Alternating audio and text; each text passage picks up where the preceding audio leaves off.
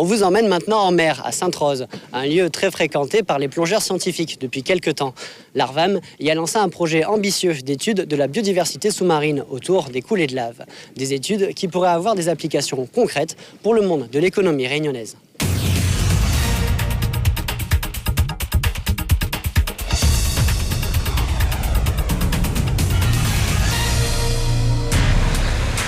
« 7 h du matin au port de Sainte-Rose.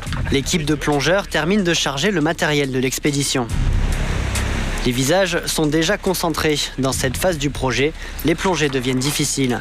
Ils vont devoir travailler à moins 80 mètres. Et à cette profondeur, la logistique et les mesures de sécurité sont draconiennes. C'est une plongée technique, il y a beaucoup de matériel. Les plongeurs partent avec des mélanges de gaz bien particuliers.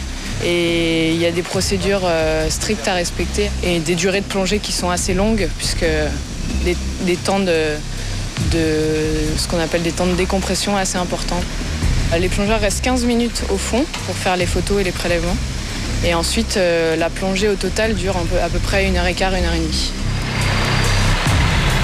Pour cette plongée profonde, 2 équipages prennent la direction de la coulée de lave de 2004. Mais ils ne seront pas les seuls en mer ce matin.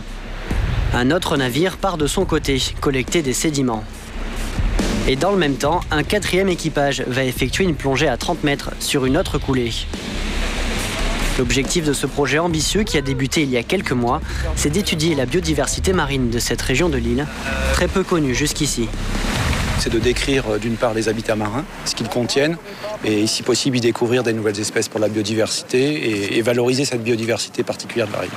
Alors on est concentré sur les coulées, en particulier la coulée 2007 qui nous a permis de découvrir des nouveaux poissons, la coulée 2004 aussi qui a permis de découvrir les pilolavas, ces structures géologiques sous-marines, et là on est actuellement sur la coulée 77 sur laquelle on va faire une plongée et qui elle nous permet de retracer la colonisation des coulées de lave pendant 30 ans.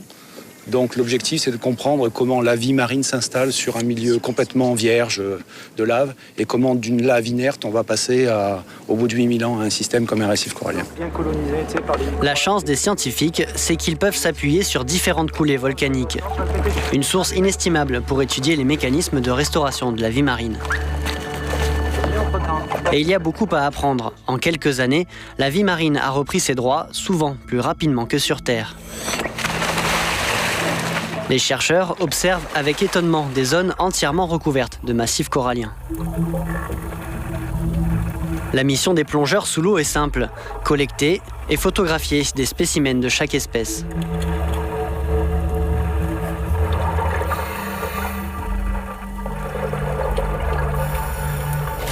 À quelques encablures d'ici, l'autre équipe s'apprête à inspecter la coulée de 2004, 80 mètres plus bas.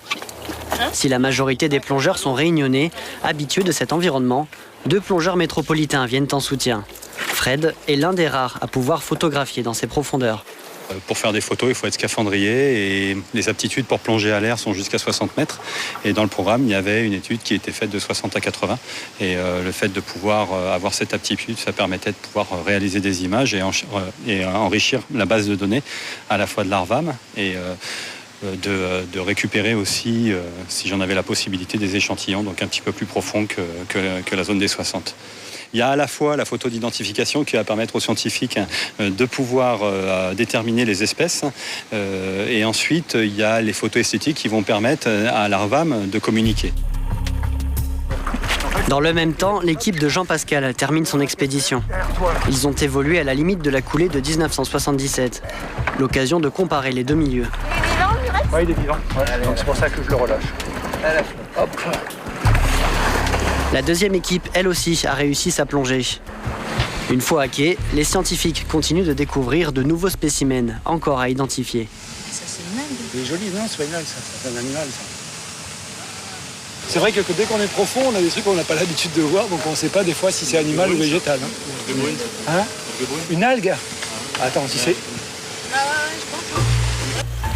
L'identification, c'est la deuxième étape du projet. Les échantillons prennent la direction de Saint-Denis jusqu'au Sirois. Ici, ils seront pris en charge par plusieurs chercheurs. Mayalène, par exemple, est chargée d'identifier les différentes algues prélevées à Sainte-Rose. Ça, c'est la coulée 77. Là, je trie les espèces. Une fois que j'ai trié les espèces, je dois faire un herbier. pour sécher l'algue. Et après, je prends des petits bouts de chaque algue et j'en stocke à l'éthanol pour la génétique. Au niveau biodiversité, ouais, on a une vingtaine d'espèces qui n'ont jamais été recensées à La Réunion. Donc ça, c'est intéressant.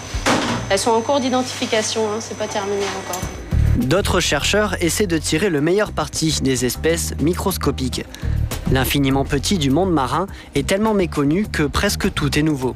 S'il devait identifier l'ensemble des organismes dans cette coupelle, Gilles aurait assez de matière pour s'occuper durant plusieurs années. Là, on peut voir une diatomée. On peut bien voir les différentes structures qui nous permettent par la suite de lui donner un petit nom. On peut s'en servir comme bioindicateur des milieux. Par exemple, la qualité de l'eau, on va pouvoir avoir plus facilement certaines espèces par rapport à d'autres. Ce qui motive particulièrement l'ARVAM, l'Agence pour la recherche et la valorisation marine, c'est comme son nom l'indique, de valoriser toute cette matière première encore inconnue. Concrètement, se trouve peut-être ici le composé de votre prochaine crème solaire, de la peinture qui recouvrira bientôt les murs de votre maison, de futurs médicaments, ou encore des composés qui seront utilisés par l'industrie dans de nouveaux processus. Là, on est dans une salle qui s'appelle une phytobanque. C'est un endroit où on stocke toutes les souches de microalgues qu'on a depuis aujourd'hui 15 ans. Et c'est donc une souchothèque, une forme de bibliothèque d'espèces de microalgues dans lequel on va, à partir des échantillons qu'on vient de prélever, par exemple là sur Biolave ici, là il y a une cellule, on va pouvoir au fur et à mesure, lorsque ces cellules vont pousser, les multiplier, les reconnaître et pouvoir produire à terme des molécules actives qui peuvent intéresser la santé, l'agroalimentaire, les produits pharmaceutiques. L'étape finale, c'est donc de cultiver des quantités plus importantes permettant de lancer le processus industriel. Et c'est ici que les entreprises doivent prendre le relais. Les données recueillies lors des missions Biolave pourront également participer à la problématique de la préservation de la vie sous-marine, en pleine année de l'écologie et de la biodiversité.